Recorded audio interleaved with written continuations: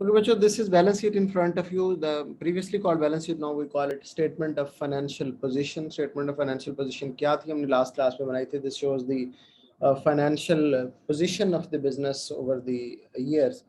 और ये शो करती है बिजनेस के पास कितने एसेट्स और कितने लायबिलिटीज हैं. इसमें कुछ टर्म्स हैं जिनके बारे में हमें थोड़ी सी वाकफियत होनी चाहिए. हम उन टर्म्स पे बात करने की कोशिश करते हैं.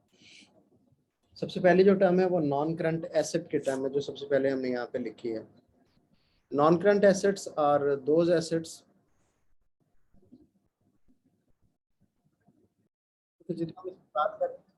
डिफरेंट इसके टर्म्स हैं जिनके बारे में हमें वाकिफ होनी चाहिए. सबसे पहली जो टर्म है वो नॉन करंट एसेट्स है.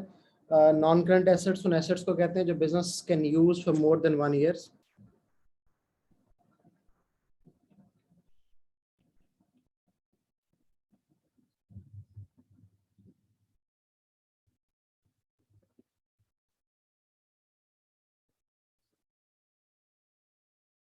More than 1 year.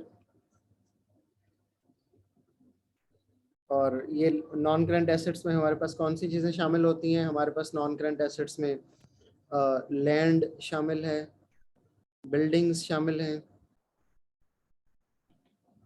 इसके अलावा मोटर व्हीकल्स शामिल हैं, फर्नीचर वगैरह शामिल हैं. इस तरह की चीज़ें जो बिजनेस 1 साल से ज़्यादा टाइम में यूज़ कर सकते हैं उन्हें हम नॉन करंट एसेट्स कहते हैं. इसी तरह बिजनेस के पास करंट एसेट्स होते हैं.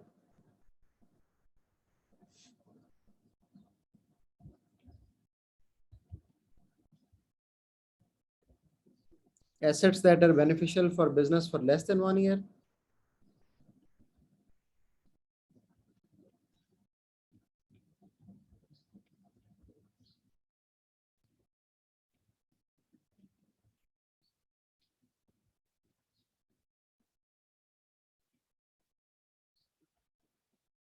जैसा कि बिजनेस के स्टॉक्स यानी इन्वेंट्री, जैसा कि रिसीवेबल्स वो लोग जिनसे बिजनेस ने पैसे लेने हैं, जैसा कि कैश वगैरह. इसी तरह बिजनेस के पास करंट लायबिलिटीज होती हैं. ये वो लायबिलिटीज हैं जो बिजनेस ने विद इन अ ईयर पे करनी है.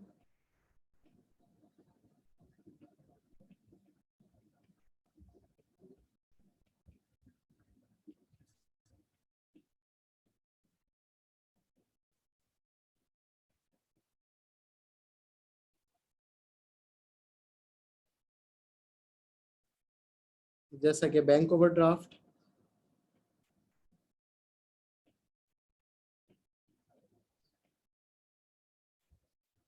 जैसा कि interest payable,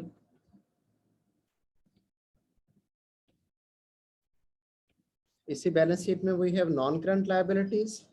non current liabilities वो होती हैं जो बिजनेस ने इन द लॉन्गर रन पे करनी होती हैं.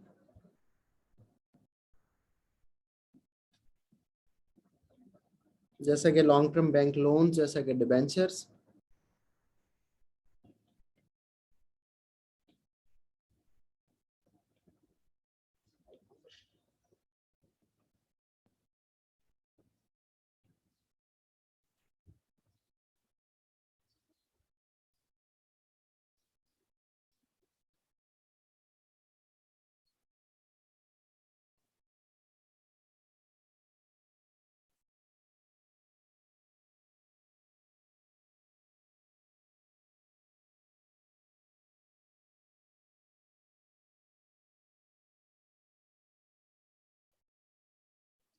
और यहीं पे हमारे पास ओनर्स इक्विटी भी है. उस पर ज़रा बात करने की कोशिश करते हैं. ओनर इक्विटी क्या है, कैपिटल एम्प्लॉयड क्या है, वो क्या चीज़ होती है?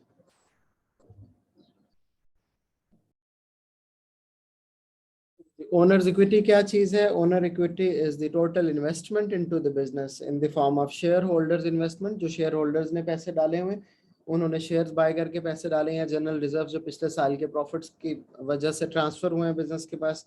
और फिर दूसरी चीज़ जो है वो लॉन्ग टर्म लोन है जो हमने बैंक से लिए हुए हैं या डिवेंचर्स की फॉर्म में लिए हुए हैं फ्रॉम दी अदर इन्वेस्टर्स. तो ये जो पर्टिकुलरिटी है ये क्या कहलाती है? ओनर्स इक्विटी कहलाती है. For question solving purpose remember that whenever a question is tested from us, तो हम क्या करते हैं, ओनर्स इक्विटी को नेट एसेट्स के बराबर लेते हैं. वैसे भी यहाँ पे अगर आप देखें जो आपने बैलेंस शीट बनाई थी मेरे साथ, उसमें net assets were equal to the total equity of the business. तो पेपर में इधर वे अगर एक चीज गिवन है हमें, स्पेसिफिकली उन बच्चों के लिए जो A2 भी ले रहे हैं, अगर एक चीज गिवन है हमें नेट एसेट्स मिसाल के तौर पे गिवन है तो we can use total equity too, और उसकी रिप्लेसमेंट में अगर टोटल इक्विटी गिवन है नेट एसेट्स गिवन नहीं है तो हम ऑल्टरनेटिवली उसे इस्तेमाल कर सकते हैं। This was the introduction of the balance sheet. अब हम चलते हैं रेशोज की तरफ, और इसकी दो रेशोज जो इसमें से कैलकुलेट की जाती हैं।